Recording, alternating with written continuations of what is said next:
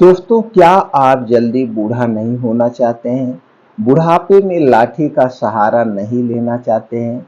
बुढ़ापे में होने वाले जोड़ों के दर्द, कमर के दर्द, हड्डियों के दर्द यानी शारीरिक दर्द से बचना चाहते हैं? तो मित्रों, 30 की उम्र के बाद ये कुछ चीज़ें हैं, इन्हें अपने डेली रूटीन में आप शामिल कर लीजिए। इन सारी परेशानियों से आप दूर रहेंगे। दोस्तों, चीज़ें कौन सी हैं, उनमें कौन कौन से प्रोटीन्स विटामिन्स पाए जाते हैं और हमें इन्हें क्यों खाना चाहिए, कितनी मात्रा में खाना चाहिए, जो सबसे महत्वपूर्ण होता है।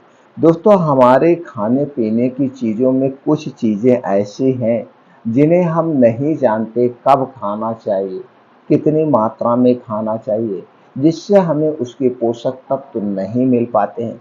इसीलिए आयुर्वेद ये कहता है, जब भी कोई चीज़ खाएं उसको सही तरीके से खाएं, सही ढंग से खाएं, सही समय पर खाएं, सही मात्रा में खाएंगे तो उसके सारे पोषक तत्व तो आपको मिलेंगे। तो दोस्तों, 30 साल के बाद शरीर कमज़ोर और बीमार होने की राह पर चलने लगता है।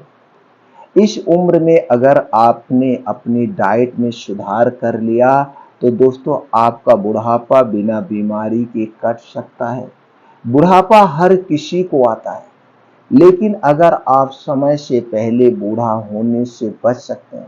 हालांकि दुनिया की कोई भी चीज उम्र बढ़ने को नहीं रोक सकती है, लेकिन मित्रों, जीवन में छोटे छोटे काम करके आप उम्र बढ़ने के लक्षणों को जरूर कम कर सकते हैं। जवानी में शरीर मजबूत और स्वस्थ रहता है, आपको बीमारियों का भी उतना खतरा नहीं रहता है।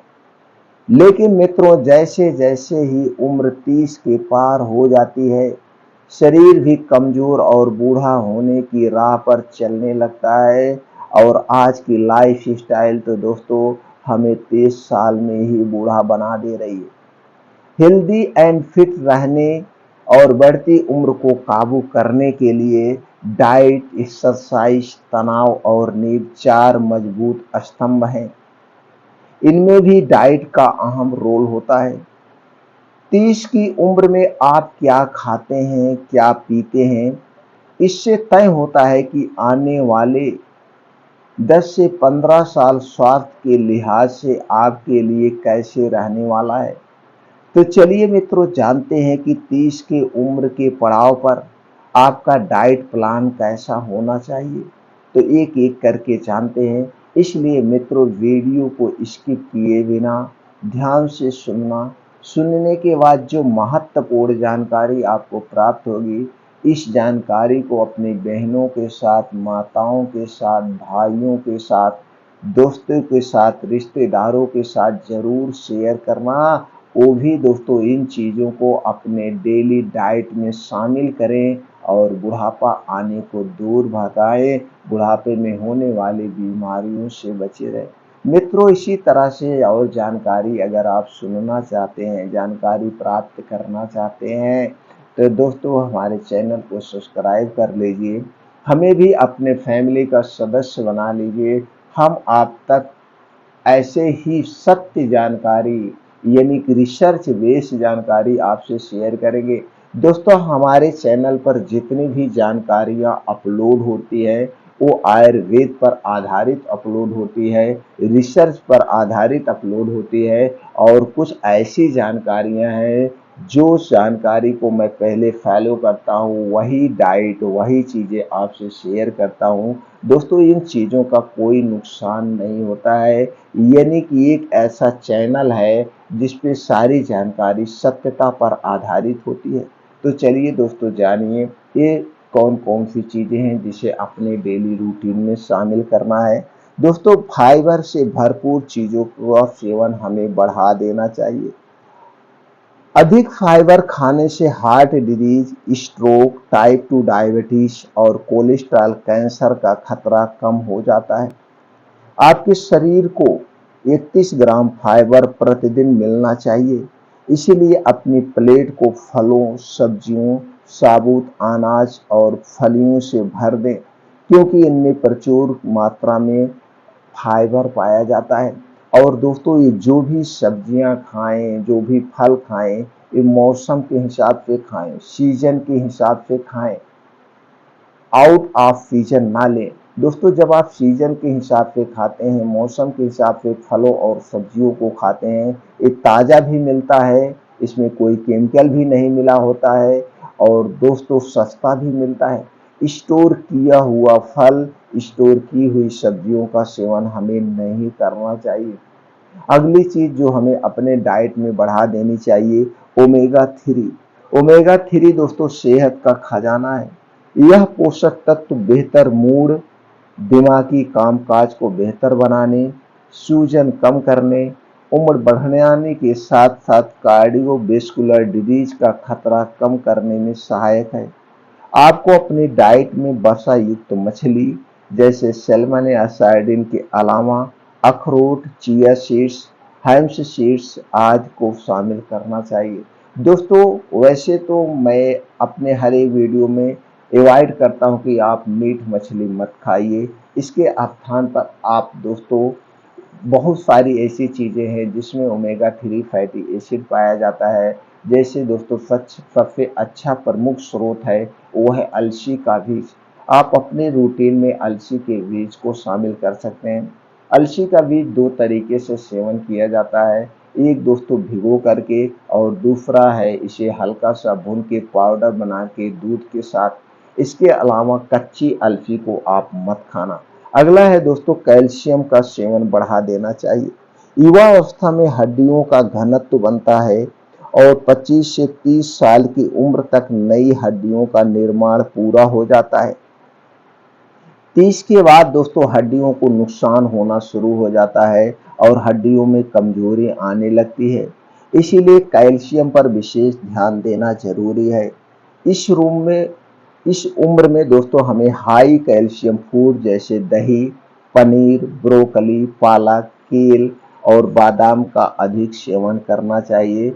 इसके अलावा भी दोस्तों बहुत सारी चीज़ें आती हैं जिनमें कैल्शियम प्रचुर मात्रा में पाया जाता है, लेकिन ये जो डेयरी उत्पाद हैं, ये डेयरी उत्पाद आपके घर के होने चाहिए, बाहर का नहीं। दोस्तों कंपनी का जितना भी डेयरी उत्पाद है वो सारे डेयरी उत्पाद हमारे स्वास्थ्य के लिए हानिकारक है, क्योंकि दोस्तों उस पर प्रोसीजर किया जाता है, प्लास्टिक में रखा जाता है जो कैंसर जैसी खतरनाक बीमारी को बढ़ावा देता है। इसलिए अपने घर का डेयरी उत्पाद ही प्रयोग करें। अगला है दोस्तों प्लांट बेस्ड फूड पर फोकस हमें करना चाहिए। 30 की उम्र के बाद आपको मांस से ज़्यादा मांस से ज़्यादा प्लांट बेस्ड फूड पर ज़्यादा ध्यान देना चाहिए। फल, सब्जियां, साबुत अनाज, नट, बीज, बीन्स आदि का दोस्तों खूब सेवन करना चाहिए। इनमें विटामिन, मिनरल, एंटीऑक्सीडेंट और फाइबर जैसे पोषक तत्वों की संख्या अधिक होती है, जो आपको डायबिटीज, हृदय रोग, सूजन और कैंसर जैसे रोगों से बचा सकती है। अगली चीज है दोस्तों प्रोटीन का हमें खास ध्यान रखना होगा। 30 की उम्र के बाद प्रोटीन मसल्स ग्रोथ और कमजोर शरीर को ताकतवर बनाने के लिए जरूरी है। 30 की उम्र के बाद शरीर को इसकी जरूरत होती है। पुरुषों को रोजाना कम से कम 55 ग्राम और महिला को 45 ग्राम प्रोटीन लेना चाहिए। इसके लिए आपको अंडे, चिकन, डेयरी उत्पाद, प्लांट बेस्ड प्रोटीन जैसे दाल, फलियां आदि का खूब सेवन करना चाहिए, लेकिन इन्हें एक सीमित मात्रा में आयुर्वेद के अनुसार इन चीज़ों का अगर आप सेवन करते हैं तो दोस्तों आपके शरीर में कभी भी प्रोटीन की कमी नहीं होगी और आप जो बुढ़ापे में होने वाली बीमारियां उससे बचे रहेंगे। इसके साथ साथ दोस्तों हमें अपने शरीर की एक्टिविटी भी बढ़ाना पड़ेगा। शरीर की एक्टिविटी बढ़ाने के लिए हमें अपने डेली रूटीन में योगा, प्राणायाम, मेडिटेशन करना पड़ेगा और इसके लिए दोस्तों सबसे उचित समय है सुबह का समय। दोस्तों किसी भी कीमत पर आप 4 से 5 बजे उठने का प्रयास करिए और उठने के बाद 2 से 3 गिलास गुनगुना पानी पीजिए। ये आपके शरीर की वात, पित्त, कफ को बैलेंस करता है, गैस, कब्ज, एसिडिटी को दूर करता है और तुरंत आपके शरीर को एनर्जी प्राप्त करता है। अब डेली दिनचर्या से निवृत्त होने के बाद आपको निकल जाना है, यानी 5 बजे घर छोड़ देना।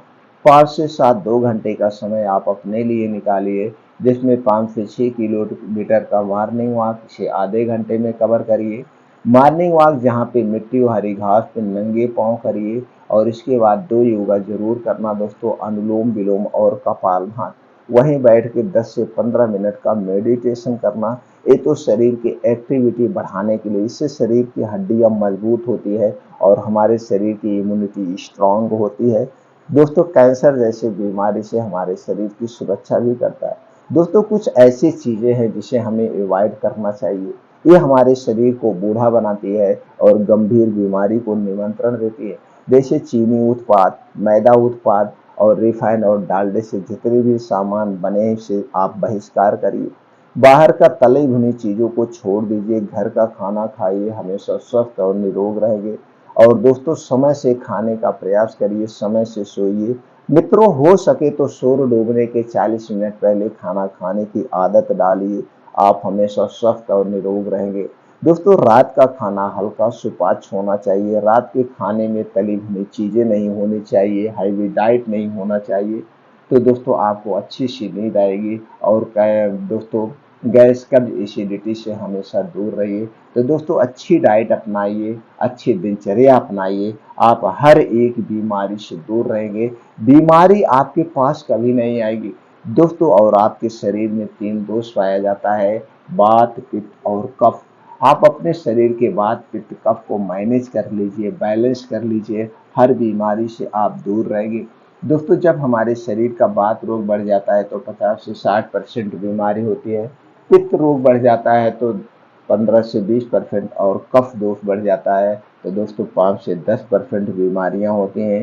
यानी कि हमारा शरीर जो बीमार होता है इन 3 दोष को बढ़ने के कारण होता है। ये 3 दोष को मैनेज कर लीजिए, इसे बढ़ाने वाली जो चीजें हैं उसको छोड़ दीजिए, आप हमेशा स्वस्थ और निरोग बने रहेंगे।